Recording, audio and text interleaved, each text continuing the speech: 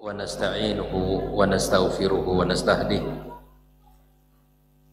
ونعوذ بالله من شرور أنفسنا وسيئات أعمالنا من يهد الله فلا مضل له ومن يضلله فلا هادي له أشهد أن لا إله إلا الله وحده لا شريك له وأشهد أن محمدا عبده ورسوله صلى الله عليه وعلى آله وأصحابه ومن سار على نهجه واستنى بسنته إلى يوم الدين. قال تعالى: يا أيها الذين آمنوا اتقوا الله حق تقاته ولا تموتن إلا وأنتم مسلمون. سبحانك لا علم لنا إلا ما علمتنا إنك أنت العليم الحكيم.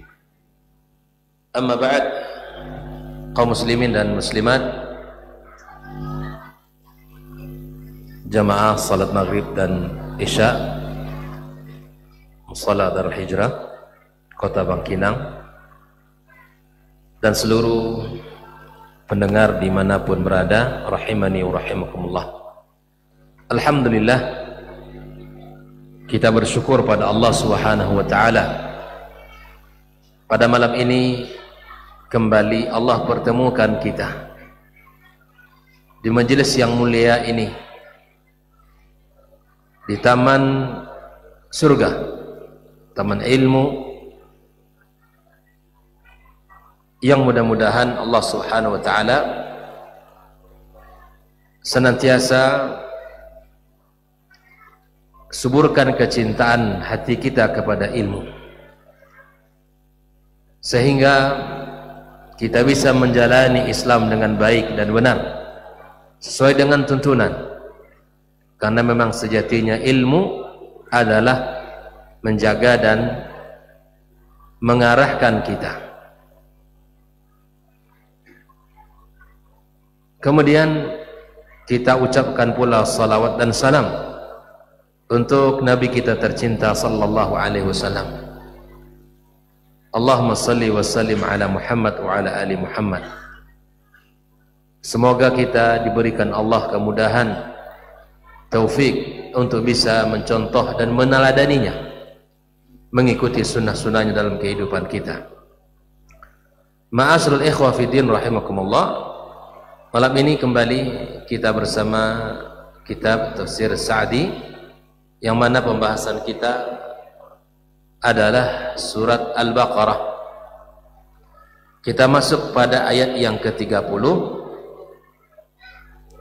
setelah Allah Subhanahu wa ta'ala menceritakan tentang 3 kelompok manusia, orang-orang yang bertakwa kepada Allah, kemudian orang-orang yang tidak beriman kepada Allah, orang kafir. Setelah itu Allah Subhanahu wa ta'ala menceritakan orang-orang yang di dalam hatinya ada kemunafikan. Setelah itu Allah Subhanahu wa ta'ala menyebutkan awal perintah di dalam surat Al-Baqarah adalah perintah untuk beribadah kepadanya, tepat pada ayat yang ke-21. Ya ayyuhan nasu u'budu rabbakumul ladzi khalaqakum wal ladzina min qablikum la'allakum tattaqun. Inilah ayat atau ayat perintah pertama di dalam Al-Qur'anul Karim. Perintah yang Allah berikan pertama kali di dalam Al-Qur'anul Karim dalam surah Al-Baqarah adalah perintah untuk beribadah kepadanya, mengikhlaskan seluruh ketaatan kita kepadanya, karena dialah Allah yang telah menciptakan kita. Dan kemudian Allah yang telah menciptakan orang-orang sebelum kita, dan agar kita bertakwa kepada Allah Subhanahu wa ta'ala. Setelah itu Allah Subhanahu wa ta'ala memberikan at-tahaddi, semacam ancaman kepada atau semacam tantangan kepada orang-orang yang ragu dengan agama ini, ragu dengan Al-Quran ini, ragu dengan risalah Nabi alaihissalatu wassalam. Maka Allah suruh mereka untuk mendatangkan satu surat seperti Al-Quranul Karim, tapi semua itu tidak mungkin mereka akan lakukan. Lalu kemudian Allah tutup dengan kabar gembira terhadap orang-orang yang beriman dan beramal saleh. Nah, setelah itu ikhwal kiram, pembahasan yang berikutnya adalah tentang sebuah permisalan yang Allah sebutkan di dalam Al-Quranul Karim. Ketika Allah Subhanahu wa taala menantang mereka orang-orang yang tidak beriman dengan Al-Quranul Karim untuk mendatangkan ayat seperti Al-Quran, mereka tidak mampu. Ketika mereka tidak mampu, lalu kemudian Allah membuat sebuah perumpamaan. Innallaha la yastahi ayadriba mathalan ba'udah. Jadi sebuah permisalan yang menurut mereka ini adalah permisalan yang tidak patut, permisalan yang tidak pantas. Tapi Allah katakan Allah tidak malu untuk membuat sebuah permisalan dengan seekor nyamuk, atau mungkin lebih kecil daripada itu. Setelah itu mereka disebutkan oleh Allah Subhanahu wa taala orang-orang yang kemudian mengingkari janjinya, mengingkari tidak menepati sumpah mereka, janji mereka kepada Allah Subhanahu wa taala. Kita masuk kepada pembahasan baru tentang ayat yang mana Allah Subhanahu wa taala jadikan sebagai dasar kepemimpinan. Di dalam surat Al-Baqarah ayat 30 ini Allah Subhanahu wa taala mengatakan, wa idh qala rabbuka lil malaikati. Dan ingatlah ketika Rabbmu di sini siapa? Siapa? Hah? Kamu di sini kepada siapa? Kepada Nabi Muhammad sallallahu alaihi wasallam. Wa idh qala rabbuka, dan ingatlah ketika Rabbmu Muhammad berkata kepada siapa? Lil malaika, kepada malaikat. Maka di sini apa yang Allah katakan? Inni ja'ilun fil ardi khalifah. Nah, saya akan jadikan, kata Allah, di muka bumi ini khalifah. Berkata Al-Imam Syinqiti dan Kitab Adwaul Bayan bahwa tidak disebutkan oleh Allah di sini apakah Allah menyebutkan kalimat ini sebelum penciptaan Adam atau setelah. Hah? Sebelum atau sudah? Sebelum. Baik. Lalu kemudian nanti penjelasan di dalam surah Al-Hijr disebutkan di sana lebih jelas. Namun di sini tidak dijelaskan oleh Allah secara rinci dalam surah Al-Baqarah ini apakah Allah mengatakan itu sebelum penciptaan Adam alaihissalam atau sesudahnya. Namun dari siyaqul ayat bisa kita lihat Maka di sini berkata Syekh As-Sa'di rahimahullah taala, di mana ketika Allah katakan ini kepada malaikat-malaikat yang mulia, hada syuru'un fi dzikri fadli Adam alaihi salam abil bashar.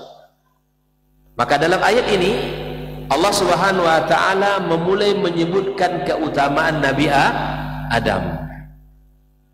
Jadi ayat ini di antara tujuan Allah Subhanahu wa taala mengatakan, maka Allah akan menyebutkan di antara kelebihan Nabi Adam alaihissalam yang merupakan Abul Bashar, bapak para manusia, bapaknya manusia Adam alaihissalam. Nah, kita ini keturunan Adam alaihissalam. Nah, anna Allah hina arada khalqahu akhbar al malaikah bidzalika. Ketika Allah Subhanahu wa taala ingin menciptakannya, maka Allah memberitahu kepada malaikat tentang apa yang Allah ingin ciptakan, ingin lakukan. Bahwa sesungguhnya Allah Subhanahu wa taala menjadikannya sebagai khalifah di muka bumi. Lalu kemudian malaikat yang mulia pun mereka berkata, qalu ataj'alu fiha may yufsidu fiha wa yasfiku ad-dima. Para malaikat pun berkata kepada Allah Azza wa Jalla, apakah engkau akan menciptakan di muka bumi itu orang-orang yang akan melakukan kerusakan? Al-fasad di sini al-ma'asi, kemaksiatan yang disebutkan oleh Sa'ad As-Sa'di, makna may yufsidu fiha ay al-ma'asi. Makanya kerusakan, di antara bentuk kerusakan di muka bumi dengan maksiat. Wa yasfikud dima, dan ditambah lagi, apakah engkau akan menciptakan orang-orang yang akan menumpahkan darah? Para ulama mengatakan bahwa di sini bahwa para malaikat faham bahwa perkara menumpahkan darah sesuatu yang besar di sisi Allah Subhanahu wa taala. Maka jiwa manusia tidak boleh ditumpahkan, dibunuh. Tidak boleh, dan itu merupakan dosa besar. Malaikat faham bahwa penumpahan darah, membunuh orang itu dosa besar di sisi Allah. Maka disebutkan oleh malaikat, ataj'alu fiha may yufsidu fiha, yang akan membuat kerusakan-kerusakan di muka bumi nanti. Kemudian ditambah lagi mereka akan menumpahkan darah. Maka kemudian kata Syekh Sa'di, hadza takhsisun ba'da ta'mim. Bukankah al-fasad itu juga masuk, membuat kerusakan itu juga masuk di antaranya apa? Adalah menumpahkan darah. Maksiat adalah kerusakan. Menumpahkan darah manusia juga merupakan kerusakan. Hadza takhsisun ba'da ta'mim. Kenapa ini disebutkan oleh Allah Subhanahu wa taala, oleh malaikat? Libayani syiddati mafsadatil qatl. Karena bahayanya, ya, bahayanya dosa pembunuhan. Maka subhanallah, jiwa manusia itu terjaga. Jiwa manusia itu terjaga. Dan jangan mudah untuk melakukan pembunuhan atau semena-mena dengan jiwa manusia, tidak boleh. Karena membunuh orang adalah termasuk dosa besar. Oleh karena itu, ikhwafillah rahimakumullah, ketika mereka orang-orang kufar Quraisy di zaman dahulu, sangat mudah mereka membunuh orang hanya gara-gara seekor hewan ternak mereka yang gara-gara seekor hewan ternak kemudian akan berujung kepada pembunuhan. Mereka akan sangat mudah, bahkan bukan hanya antara pemilik hewan ternak dengan orang yang akan, artinya orang lain, pemilik hewan ternak yang lain, tetapi bisa jadi itu akan terjadi pertumpahan darah antara satu kabilah, satu suku. Karena memang kebiasaan mereka dulu seperti itu. Dan yang lahir dari anak-anak perempuan itu adalah kehinaan bagi mereka. Kehinaan. Bahkan ketika lahir anak perempuan, wajah mereka menghitam marah. Mereka kesal. Seorang wanita lahir dibawakan ke tempat lubang yang sudah digali. Di samping itulah dia melahirkan istrinya. Andaikan yang lahir anak perempuan langsung didorong, dikuburkan. Begitulah jahiliyahnya mereka dahulu. Begitulah jahiliyah mereka. Tidak memandang bahwa nyawa ini tidak ada gunanya bagi mereka. Jahiliyahnya mereka gara-gara hewan ternak yang kemudian akhirnya mereka saling membunuh, dan bahkan bukan hanya 2 orang, 3 orang, tapi bahkan itu menjadi satu kabilah. Begitulah kerusakan-kerusakan yang dilakukan oleh mereka. Wa hadza bihasbi dhannihim. Nah, ini persangkaan malaikat bahwa inilah ya yang mereka pahami, annal khalifatal maj'ul fil ardi sayahduts minhu dzalik. Dikhawatirkan orang-orang yang khalifah yang Allah jadikan di muka bumi itu akan terjadi ya peristiwa-peristiwa yang telah dikhawatirkan oleh para malaikat Allah Subhanahu wa taala. Lalu Allah katakan fanazzahul bari an dzalik. Allah menepis apa yang mereka anggap tadi. Allah Subhanahu wa taala menyebutkan pula setelah itu, wa'azzamuhu wa akhbaru annahum qa'imuna bi'ibadatillahi ala wajhi khalin minal mafsadah. Mereka nanti akan beribadah kepadaku, kata Allah Subhanahu wa taala. Mereka nanti akan taat, mereka akan menegakkan agama di muka bumi. Malaikat pun menyebutkan sisi mereka. Setelah menyebutkan khalifah yang akan dijadikan Allah itu membuat kerusakan, kemudian para malaikat berkata kepada Allah, wa nahnu nusabbihu bihamdik, sementara kami, dan kami, kata malaikat, adalah bertasbih, mensucikanmu dan memujimu, nusabbihu bihamdika wa nuqaddisu lak. Mereka malaikat-malaikat Allah ini malaikat makhluk yang memang diciptakan Allah untuk beribadah. La ya'suna Allah ma amarahum wa yaf'aluna ma yu'marun. Tak pernah mereka durhaka kepada Allah, tidak seperti manusia. Maka di sini tasbih secara umum, kalimat-kalimat thayyibah, ya, seperti tasbih subhanallah, subhanallah, dan seterusnya. Semua tasbih, tahmid, kalimat-kalimat thayyibah itulah yang dibaca oleh para malaikat-malaikat Allah Subhanahu wa taala. Lalu Allah katakan dari sini, wa nahnu nusabbihu bihamdika ay nunazzihaka tanzihil laik bihamdika wa jalalik. Kami, kata para malaikat, mensucikanmu, mengagungkanmu, bertasbih dan memujimu sesuai dengan pujian yang layak bagimu. Maka ikhwafillah rahimakumullah, inilah malaikat-malaikat Allah Subhanahu wa taala yang memang mereka bertasbih, bertahmid, ya, kemudian mereka memuji Allah Subhanahu wa taala. Baik. Qala Allah taala lil malaikah. Lalu kemudian Allah berkata kepada malaikat, ini terjadi dialog antara Allah Subhanahu wa taala dengan malaikat-malaikatnya. Qala inni a'lamu min hadzal khalifah, kata Allah, saya lebih tahu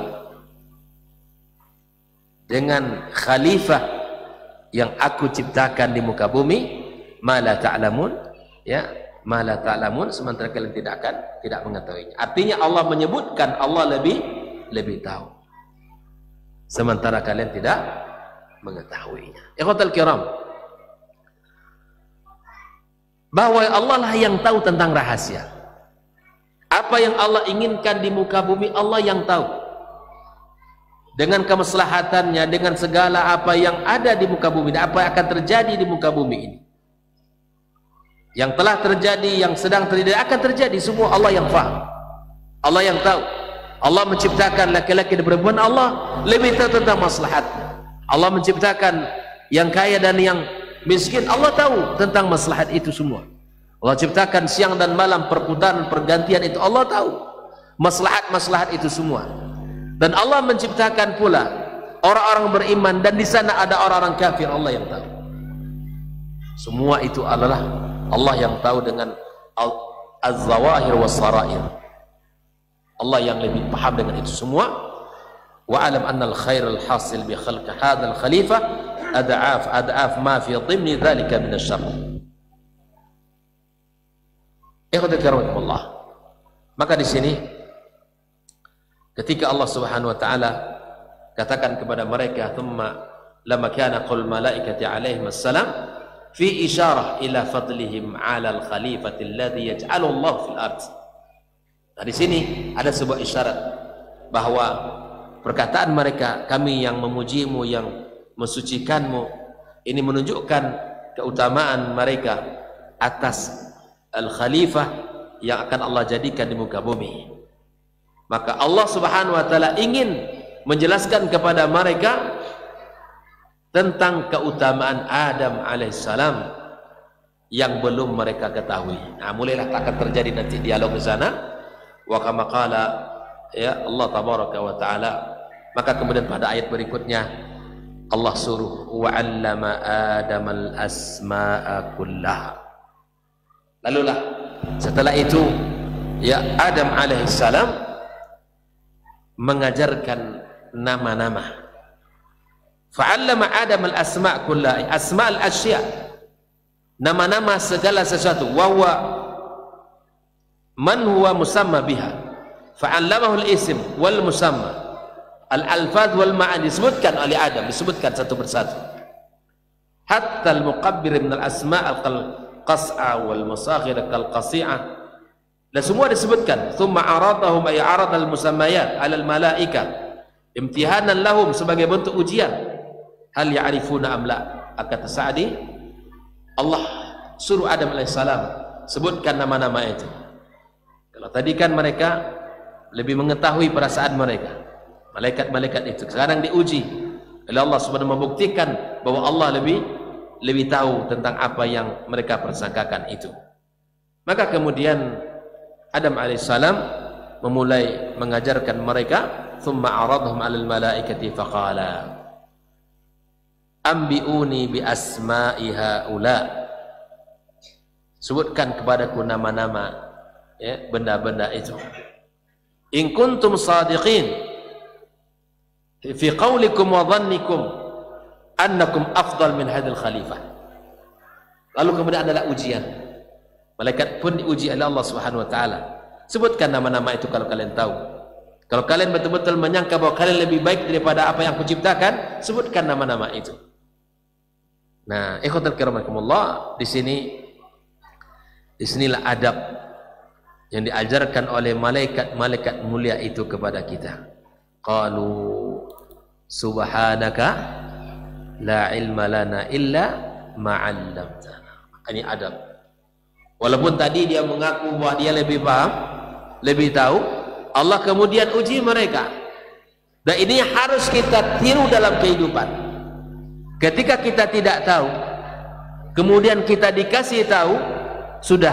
Kalau yang kita tidak tahu itu kemudian datang berita dengan dalil yang benar, maka kita katakan dengan penuh adab seperti mana para malaikat-malaikat Allah katakan, qalu subhanaka la ilma lana illa ma 'allamtana innaka antal alimul hakim. Ilmu itu luas. Ilmu itu luas. Ilmu Allah itu luas. Maka mungkin kita tidak tahu, orang lain tahu. Mungkin kita belum terbaca dalilnya, orang lain sudah membaca. Kita tidak pernah terbayang sebuah masalah misalnya, tapi para ulama mereka telah lebih dahulu membahas itu dan semuanya sudah ada dalil. Maka sikap yang bijak bagi seorang mukmin adalah membuka dirinya untuk sebuah kebenaran. Permasalahan kita itu adalah permasalahan kita seakan-akan kita sudah tahu semuanya, sehingga kita ketika dikasih tahu ini sunnah Nabi, ini adalah syariat Nabi, dan ini bukan sunnah Nabi, sulit untuk diterima karena sudah tahu. Oh iya, kalau kita diajak orang, dikasih tahu orang misalnya, saya belum tahu ini, begini hukumnya. Oh iya, kita cari dalilnya, kita lihat bagaimana Al-Quran, bagaimana hadis Nabi, dan bagaimana para salaf. Oh ternyata selama ini saya salah. Kita harus tarajuh, kita harus kembali kepada jalan yang benar. Ketika kita tersesat, balik ke jalan utama agar kita selamat.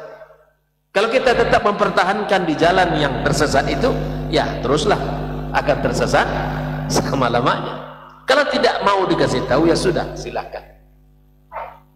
Nah, oleh karena itu adab yang mulia yang diajarkan oleh para malaikat, lalu mereka katakan, nah berbeda nanti dengan yang makhluk yang satu lagi itu. Nanti yang satu lagi ada makhluk, ya, yang memang pembangkang. Kalau ini tidak, mengajarkan kepada kita ketaatan, mengajarkan kepada kita adab, mengajarkan kepada kita akhlak. Qalu, langsung mereka berkata, ketika mereka tidak tahu apa yang ditantang oleh Allah, maka langsung mereka memuji Allah. Subhanaka, maha suci engkau, ay nunazzihaka an al-i'tirad minna alaika wa mukhalafata amrik, kami mensucikanmu. Nah, langsung minta maaf kepada Allah Subhanahu wa taala di atas bantahan, ya, yang mereka, atas persangkaan yang mereka berikan. La ilma lana Lalu mereka mengakui, kami tidak punya ilmu. Itu dia. Kita tidak punya ilmu. Wajib minal wujuh illa ma'alamtana, kecuali apa yang telah Engkau ajarkan kepada kami. Inilah hakikat.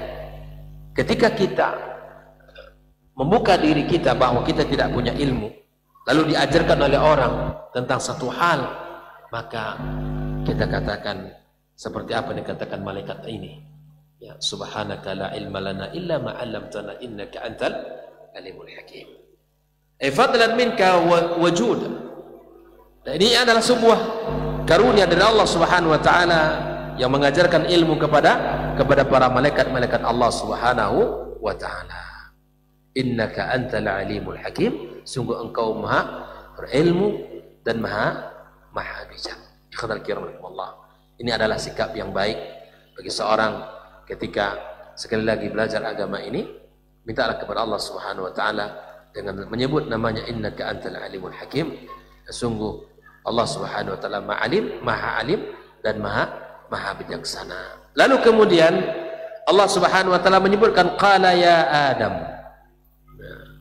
Lalu kemudian Allah berkata kepada Adam. Ya. Di sini Allah Subhanahu wa taala katakan ya kepada Adam alaihissalam, qala ya Adamu anbi'hum bi asma'ihim. Allah suruh Nabi Adam untuk ngasih tahu mereka. Anbi'hum bi asma'ihim. Di sini Allah Subhanahu wa taala menyuruh kepada Nabi Adam alaihissalam untuk memberitahu, ya. Lalu kemudian falamma anba'hum bi asma'ihim qala alam aqul lakum inni a'lamu ghaibas samawati wal ard wa a'lamu ma tubduna wa ma kuntum taktumun. Di sini dijelaskan oleh Sa'di rahimahullah taala kata-kata innaka antal alimul hakim. Sebelum menjelaskan ayat ini, al-alim ilmu Allah alladzi ahata ilman bi kulli syai. Ilmu Allah itu maha luas, meliputi segala sesuatu. Tidak ada satupun yang tersembunyi. Tidak ada satupun yang tersembunyi. Fala yaghibu anhu wa la ya'zib mithqala dzarra fis samawati wal ard wala asghar min dzalika wala akbar. Tidak ada sesuatu pun yang hilang, yang tenggelam di sisi Allah Subhanahu wa taala, baik itu ya sekecil apapun, sebesar zarrah, baik di langit maupun di bumi, lebih kecil maupun lebih besar, itu tidak ada satupun kecuali Allah tahu dengan apa yang terjadi di muka bumi ini. Al-Hakim man lahul hikmah tamah allati la yakhruj anha makhluq. Yang maha bijak, Allah maha bijaksana. Hakim, Allah yang hakim. Tidak ada satupun yang keluar dari kebijaksanaan Allah Subhanahu wa taala. Semua apa yang dilakukan Allah, semua apa yang terjadi, semuanya adalah bijak dan tidak ada sesuatu celah yang tidak baik di sisi Allah Subhanahu wa taala. Ya. Dan kita tahu kata hakim, ya, maka kemudian lahir kata hikmah, ya kan? Hikmah dan hakim asal akar katanya sama. Al-hikmah ya adalah di mana wad'u syai' fi mawdhi'ihi al-la'iku bih. Ya, meletakkan sesuatu pada tempat itu hikmah namanya. Kalau bicara sama orang yang dewasa begini caranya, itu hikmah. Bicara dengan orang yang sebaya begini kalimatnya, itu hikmah. Bicara kepada orang yang lebih muda begini bahasanya, itu hikmah. Lawan pada hikmah apa? Zalim. Ya, zalim kebalikannya, meletakkan sesuatu bukan pada tempatnya, itu zalim. Hikmah meletakkan sesuatu pada tempatnya. Makanya subhanallah, hikmah ini kita minta kepada Allah Subhanahu wa taala agar kita bisa menempatkan sesuatu pada tempatnya. Maka tidak ada sesuatu yang dilakukan pada tempatnya kecuali akan indah. Indah. Maka hikmah ini dibutuhkan dalam kehidupan kita. Bahkan dalam berdakwah ini perlu hikmah. Di dalam menyampaikan hak perlu hikmah.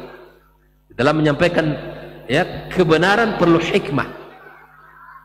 Di dalam menyampaikan sesuatu yang diperintahkan Allah perlu hikmah.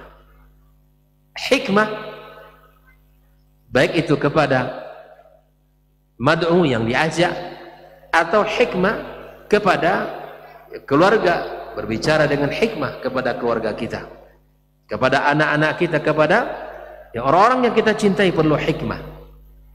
Nah, ini yang perlu kita belajar dari sifat-sifat Allah Subhanahu wa ta'ala. Allah Maha Hakim, dan tidak ada sesuatu yang dilakukan dan dibuat oleh Allah kecuali dengan penuh hikmah. Ikhwatal kiram rahimakumullah.